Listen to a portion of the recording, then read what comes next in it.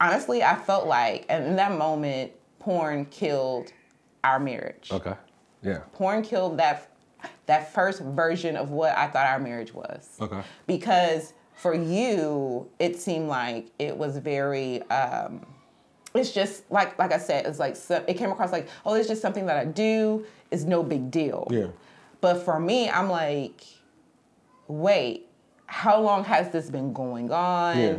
I, like, instantly, all of my insecurities were like, hey girl, hey, we here. And so in that moment, all I felt was those walls that I was trying to like break down, all of them went way up. This is the B-side, B-side, B-side, the marriage. This is the B-side, B-side, B-side, the marriage.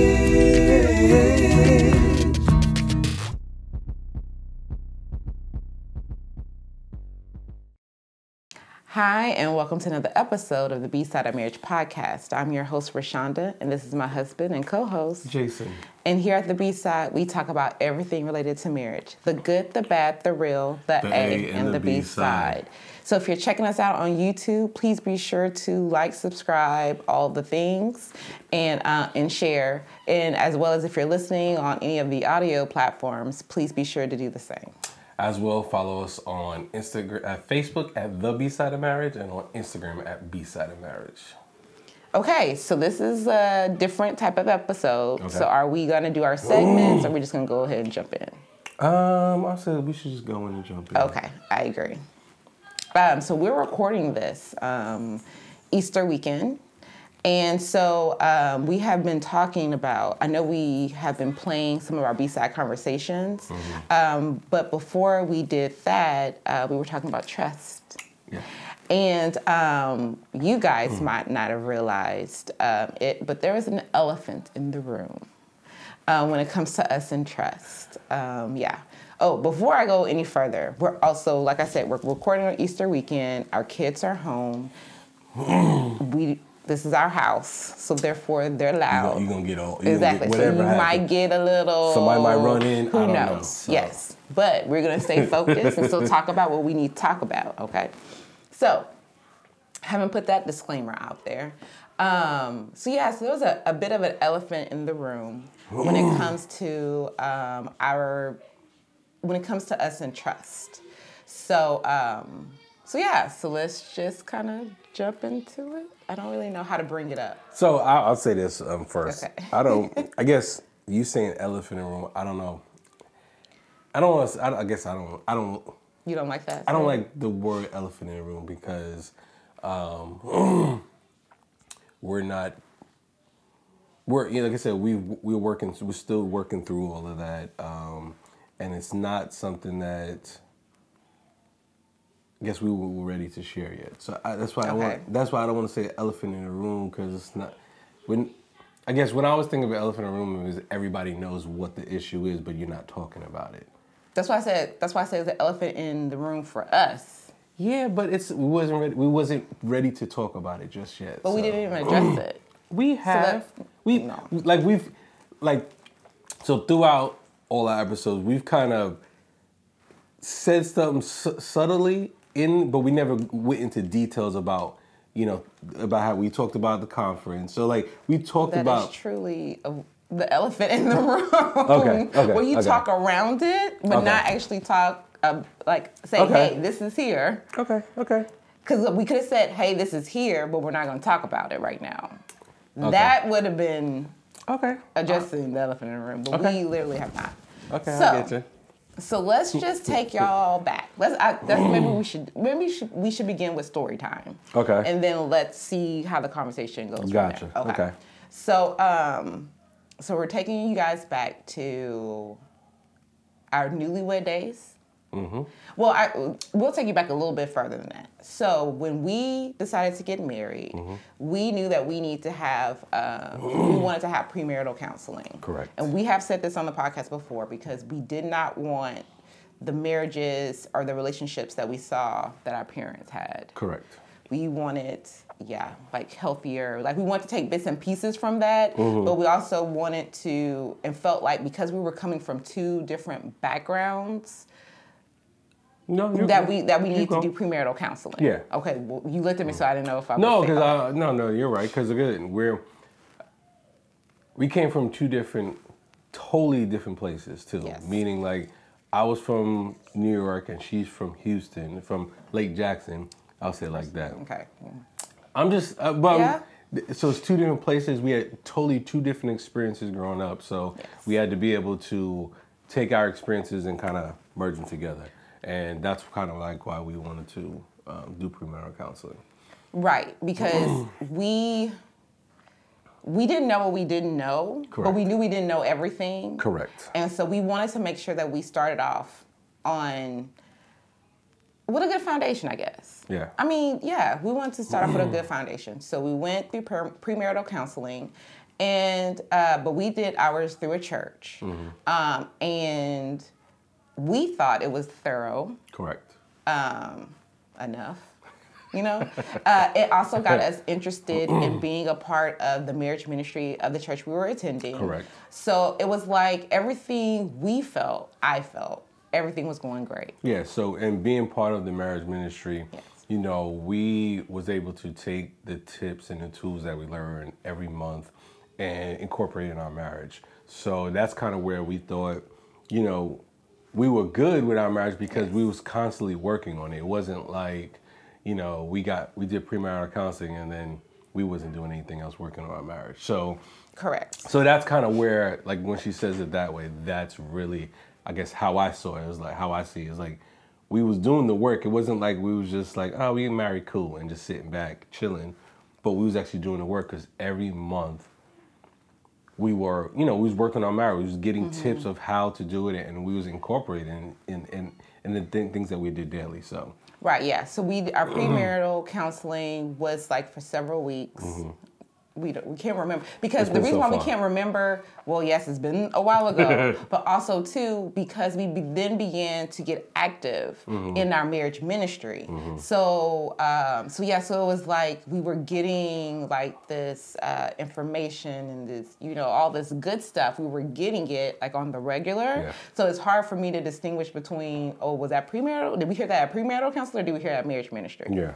So anyways, so we got involved in the marriage ministry, and then as soon as we got married, they asked us to be a part of the leadership team. Correct. And because we were cool with we knew of, because I have to say at that point we didn't really know them. We weren't really cool, but it wasn't. I mean, we were excited. We were newly married. We were like, yes, let's go. The leadership team, they were. I think the shortest marriage was 20 years at that time. 18, I think it was 18. Okay, 18, yeah, so almost. So we were like, yes, we need to be around all this, this experience. Glean off that experience. So we became a part of the leadership team, and then one of the, we would always do an annual retreat. And so they had asked us to be a part of asked us to help, you know, put on the retreat. And so we did. And so at this stage of our relationship, we were, I felt like we were in a good place. Were you working? Yes, right. I just started at the courthouse. Okay, so Jay had a season of unemployment, but then he had started working. So we kind of felt like we felt like we knew each other. I felt like we knew each other well. Okay. I don't want to talk for both of us. No, I want to talk for myself. So that's why I keep changing it from we to gotcha. us. I don't want to speak for you. Okay. So I thought we were doing well, and we were involved, engaged, whatever. So in all the marriage ministry activity. Yeah. So anyway, so we go and we're helping to host this retreat. And then,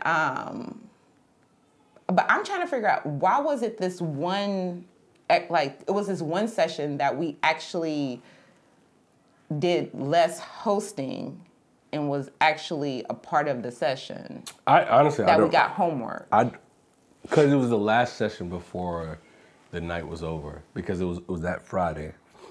Oh, what's the next day? It was Saturday. It was the last session. Okay. So we actually was, they told everybody to come in, and we all got, we all was listening to what was going on. Okay. Because they, again, we didn't know this, but at the time they was gonna give everybody homework. So that's what it was. So. Okay. So we attend the session and we get the homework, and of course we were like, sure, because I felt like. I did that again. Mm-hmm. I felt as though the homework was kind of similar to what we had received at premarital counseling, like the type of homework. So I was like, sure, we can do this. And so the exercise was to, it was to share, like you and your spouse was supposed to take a shower together. So basically get naked and say, I forgot. And share something that you something you have never probably shared with your spouse. Yes. Yes, it was something to that effect. Yeah. Because I was like, oh, okay. That's why I was like, this is going to be easy because we went through premarital counseling, everything. Like we have gone through unemployment and how that impacts a relationship. Yeah.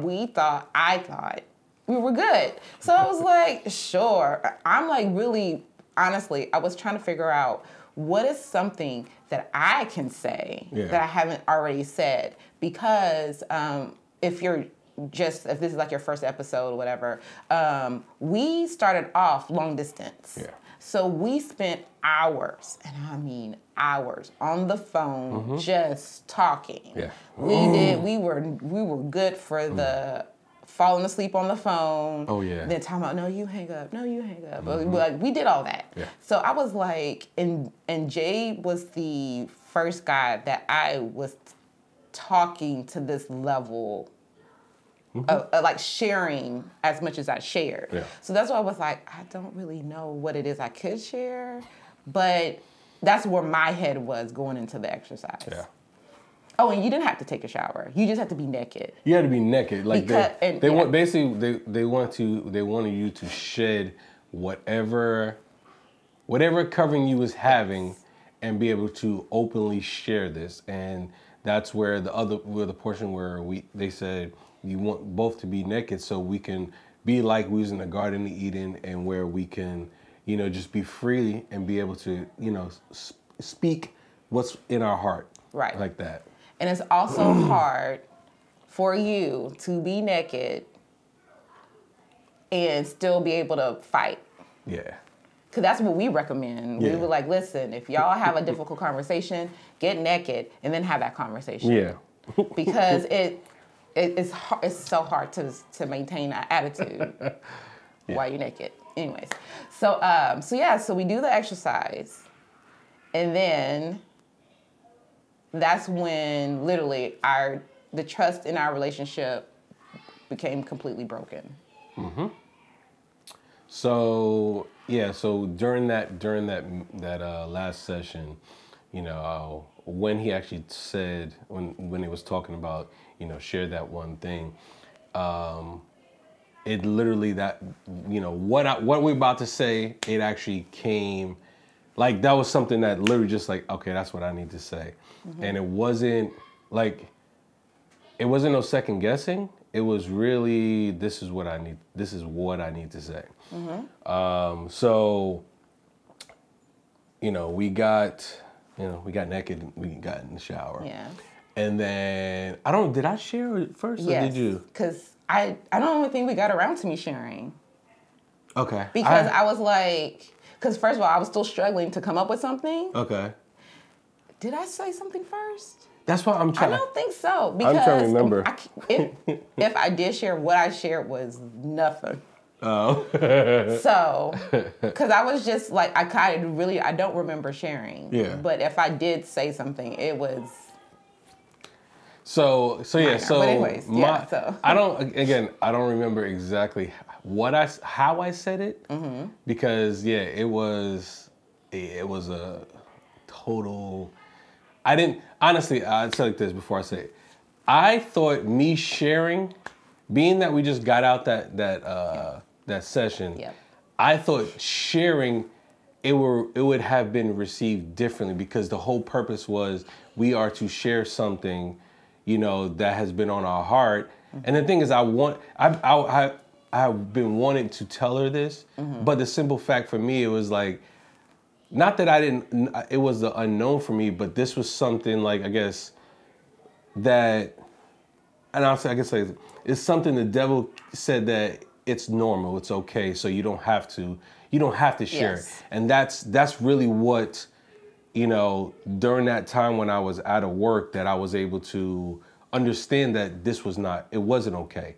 But the simple fact was, like, I thought, being that it was coming from my heart, that it would have been received differently, because, you know, one, this is something that I struggled with, and then two is like, if I'm able to be transparent and tell my wife that, you know, it's something we can talk about. So basically, in the shower, I told her something around that. I struggle with porn, and I watch it, and then it'd be 6 months on, 6 months. It goes back in cycles. And I think it was something of that sort. I don't remember exact wording. You want to remember what? Okay, so I want to tell what I remember hearing. Okay. I will agree. The way it was delivered as though this is just something that I do. Mm-hmm. I don't even think you said struggle. Again, that's what I don't. Well, okay. I'm gonna only speak. Yeah. I don't remember. I don't remember struggle. It came across like, this is just something that I do. Like, I watch porn. I've always watched porn. It's just kind of something that I do, and yeah, it was just kind of like that. It was just like, all right. So I share. Now you share.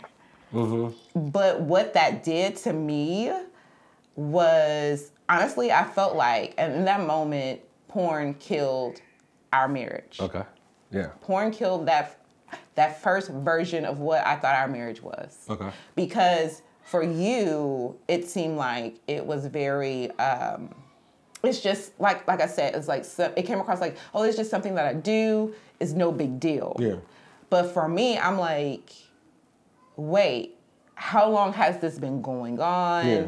I, like, instantly, all of my insecurities were like, hey girl, hey, we here. And so in that moment, all I felt was those walls that I was trying to like break down, all of them went way up. Yeah. Way up, like penitentiary style. I'm like, oh, hold on.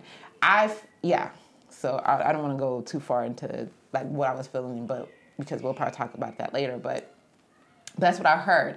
I heard, oh, this is just something I do. Mm-hmm. Honestly, even in the way that it came across, it wasn't like, I didn't know if you were like wanting me to like, is this something that you wanted both of us to like take part in? Okay. Like, I didn't know if you told me that to be like, hey, so maybe we need to introduce this. All I heard was, I'm not enough.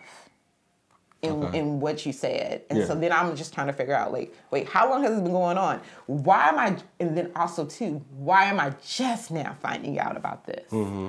And so I immediately shut down. Yeah, so when I brought it to her, I didn't bring it to her again, that's why I don't remember how I said it, but I didn't bring it to her in the fashion where I wanted her to join in on watching it. It wasn't that. It was, I wanted you to know that this is something that I like, and I think maybe the reason why I said, you know, this is something that I've always done, not so much in the sense saying that I want to continue to do it. It was more the fact that it's like, it has been part of my, like, I didn't know, I guess, even in that time, I didn't know I couldn't articulate why, but I knew it was part of something that, you know, that I dealt with, that has been a part of most of my life, you know, since I was young.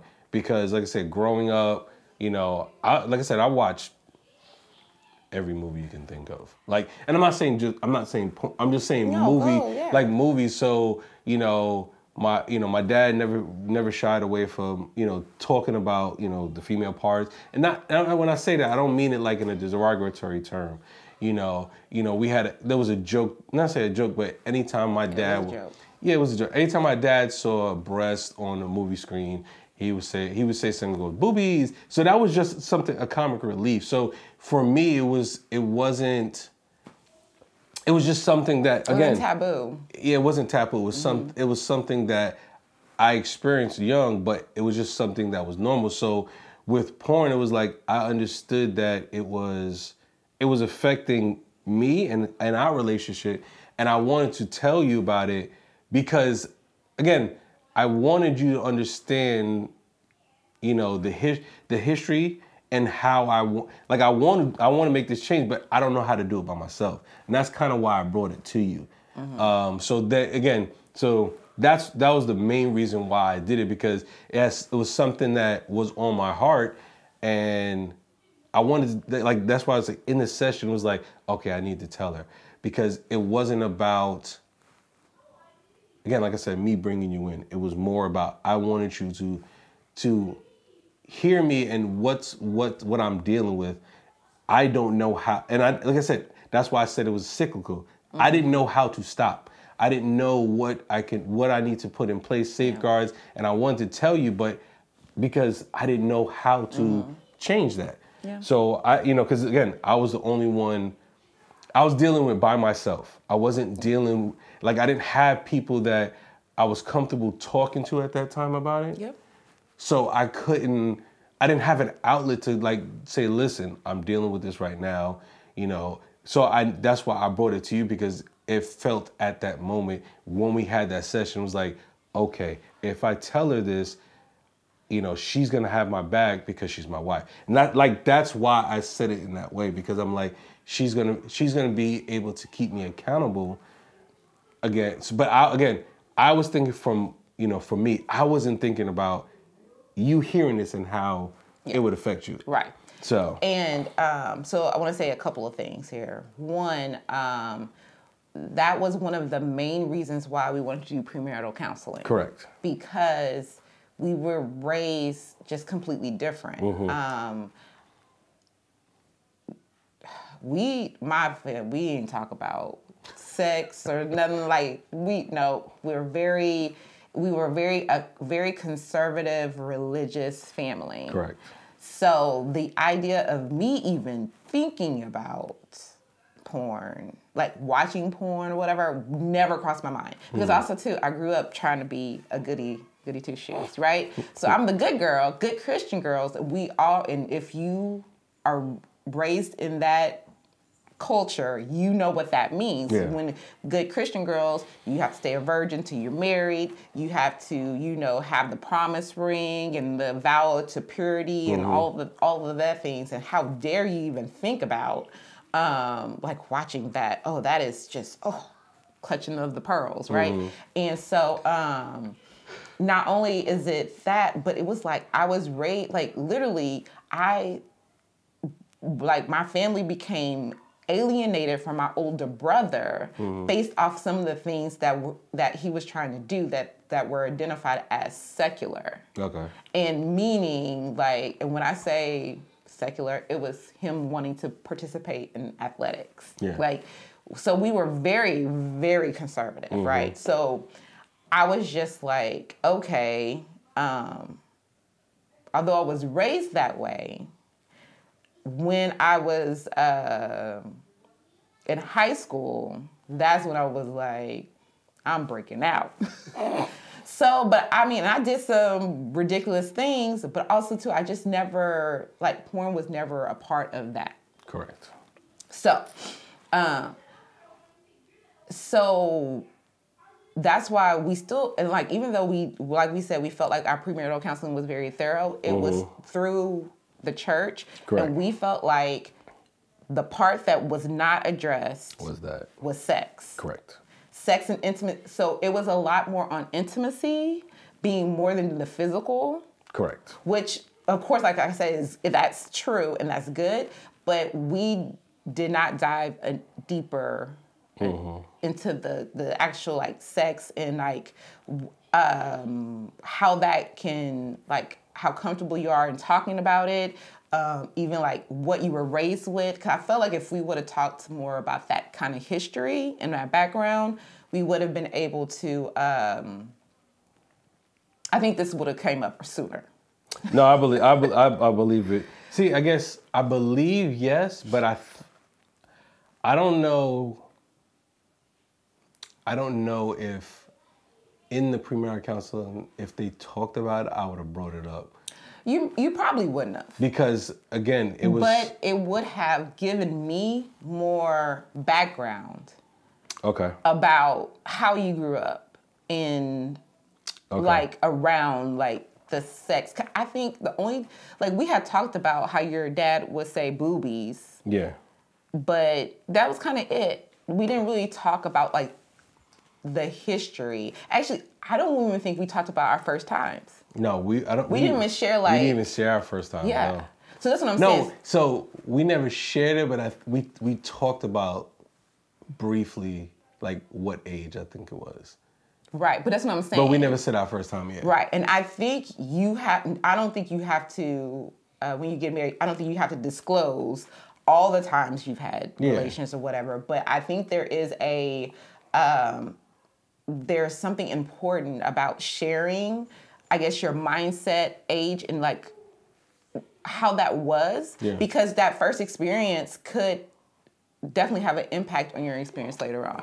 Yeah. So if like your first time or your earlier times was like forced, like there could be like some trauma, there could be abuse, like there could be all other things associated with this which is why you have this perspective now of sex that can stem from your initial. So that needs to be discussed in premarital counseling. I'm not gonna go on my tangent about premarital counseling just yet. So this is the okay. We've been getting this a lot. Like, press pause on what we're talking about. Let's dive deeper into premarital counseling. So that's what we are. We're premarital counselors. Hold on one second. What? So what she's gonna say is a tangent that I went off maybe like 5 episodes ago. Yes. It's tangent. So she's like, now she's gonna come at a different perspective, but I spoke this. It's probably not the first time I've said it, but she's never kind of gone on it, like, I'm gonna say the tangent. I've never gotten this consistent feedback. Okay, good. Usually it's every now and then, but it's like literally consistent. So it's go ahead, like I'm literally sorry. consistent feedback. I didn't mean to cut you off. So this is what I have to say. Everybody is coming, like, I shouldn't say everybody. People are coming to us for premarital counseling, but they want 2 things. They want it to be fast and they want it to be cheap. They want to get it done in a week. Yes, and I'm just like, this is a lifelong commitment you're trying to make. Yeah. And you want premarital counseling to be done in like 1 or 2 weeks? Like, no, you have to invest in your future. Correct. Like, what do you get if it's quick and easy and cheap? You get what you put in. Exactly. I'm like, I want to be able to, and mind you, and that's what's so funny, because we went through premarital counseling that was several weeks, almost, might have been over a month. Yeah. And we felt like it still wasn't enough.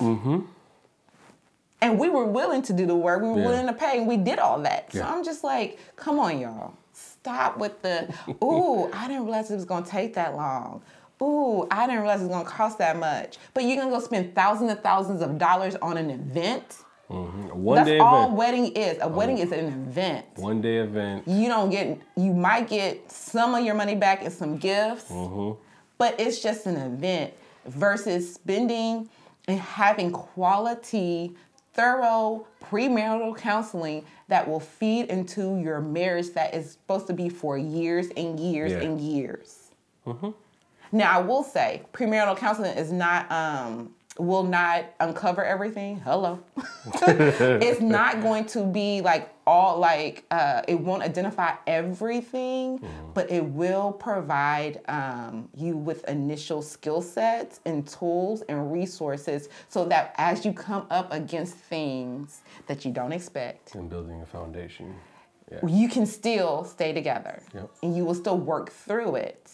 And that is literally what this whole, like, the whole reasoning for us to even bring this to you all and to talk through it is because, yes, that happened, but we've been married for over 14 years. And we got those basic skills that help us walk through this. Correct. So I'll get off of that now. Let's go back to the story. It's just people want to pay more in some shoes than in premium. Okay, sorry. All right, I said I was done. All right, so back to where we at. All right, so that happened that night. Correct. The next day was the end of the retreat. Yes. So we had I think it was 3 or 4 sessions.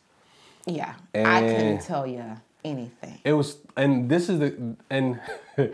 so I laugh about that right now because the simple fact is, during the rest of the rest of the retreat that we was at, nobody knew there was something going on with us. Oh, because okay. Nobody when we was in public, everybody was like, "Oh, hey," and we was interacting just like nothing was wrong. But go ahead. So okay. Well, no, I'm gonna piggyback off of that. So that's what it was like. We woke up and I was just like, we are a part of the leadership team.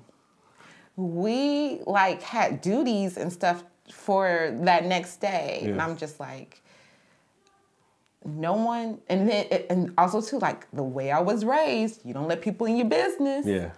And also too, this is not even the right time to bring up the business. We're at a marriage retreat. We're hosting it, and then we're also going to end the retreat with a vow renewal. Yeah. But see, and then this is the crazy part. Even though we didn't let people in the business about what happened the night before, there was, between me and her, there was still tension, but we was working. We was doing what we had. Oh. So even when it came to the vow renewal, I knew at that moment that we were not going to do it. I already had the feeling we was not going to do it just because of what happened last night. I already knew that she wouldn't want to touch my hand. She wouldn't do anything. And I was like, oh, how are we going to... in my head, I'm like, how are we going to get through this? So, because what instantly happened, because we didn't even talk. No, we didn't. I just I need time. We didn't... That's what I said. When he told me, I was like, I need time. Yeah. I was processing, like I said, and the walls immediately went up because I'm in self-preservation mode. It's all about Rashonda right now. I knew we had duties the next day. I knew that, I was just I'm literally what can I do to get through? I did not want to talk. I thought I would, I did not. I was just I just stayed in my head, and the way that I would often respond to conflict then was the silent treatment. And that's what I did. Yeah, so, and then we had to get to the vow renewal. So, and then the crazy part is when we got to the vow renewal, it was ending.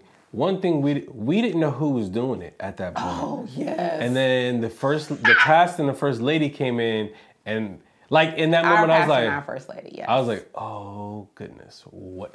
In my head I'm like, what is gonna happen? Mind you, she's right next to me like we are right now, and they come in. I was like, oh, in my head I'm like, okay, what is about to happen? Is she gonna do this? I'm like, are we gonna be able to do a vow renewal? And then it was like, okay, now turn to your partner and look at him. And I was like, oh, snap. Yeah. She turned to me, and as they're talking, she's the tears, we haven't said anything to each other at that point, but just tears started coming down her face, and I'm like, and then we had to, basically do a vow renewal and say things. Again, it was tough because again, for me, I didn't know, we're doing a vow renewal, but what does that mean right now? Because we're saying these words, but do we mean it right now? Yes. Are we going to say these words and then be able to tomorrow when we leave here live by those words? Because we made it. It wasn't like this. We made a first commitment when we got married. Now we're doing it again, but we got to leave after this. So. Yeah. So all that stuff is going in my head while I'm holding her hand, she's holding my hands, I'm holding her hands, we're looking at each other, repeating. I did not know what was going to happen. I really thought I was going to have to find a new house, new place to live. Yep. I thought we really was going to get a divorce at that time because I did not know. I did not know. I didn't know. All I knew is I have to put on the face. I'm going to put on the face. Because like I said, it was definitely for superficial reasons. The only reason why I didn't go and blow up the spot was because I'm like, we are, like, at that time, we were kind of like the golden marriage, right? We were the newlyweds. They're active in ministry. They got it together. They did all the right things. So I'm not about to go and then be like, but actually, we're not actually that great, okay? I was not doing that. And then I'm just like, oh, and we're, like I said, we were leaders, and we were hosting. We were co-hosting. Yeah. So I'm like, I'm going to put on the face. And I literally thought, because I had figured out a way to get past the vow renewal. Because I thought it was going to be leadership team. And so I was like, oh, I can easily get out of that bed. I gotta get something. I gotta make sure everybody else situated. I can get it. Wait, was this the one where there was the washing of the feet? No. Okay, sorry. We've done several retreats. Yeah, okay. That wasn't it. So, so I was like, I just figured out I can get out of it, right? Then our pastor and first lady come in. I'm like, oh no, I can't get out of it. Because then it's like, what can I say to them and be like, actually, I got some, yeah. So I was like, we're gonna have to do this, and I was like, and then I'm like, because I at that point was not crying out. I was not crying in public. I started crying because I was like, oh, they would probably think that I'm just in that moment. I'm so in love with this guy. Yeah, those are those tears, and I was like, so I can pass off those tears as being they thinking I'm in love, but I'm really like, I cannot believe you did this to me. That is literally what, I cannot believe you did this to me, and I cannot believe you did it to me at this time. And so we were saying those words, and I wanted, like, because literally I'm like, we've said these words before, but I don't know what they mean. So we got through it. Yeah, we got through it, and let's see. So when do you recall we talked about this again? Ooh, child. It's starting to get good, huh? Yeah. So, you know, we're dealing with something heavy. Yeah. So we're going to go ahead and break this episode up into 2 parts. So y'all come back next week to see how everything played out. It played out good, but... I mean, y'all know the end result, but I'm just saying, like, how us dealing with this played out. Correct. So check us out next week. Until then, remember, the real work begins at I do. Peace.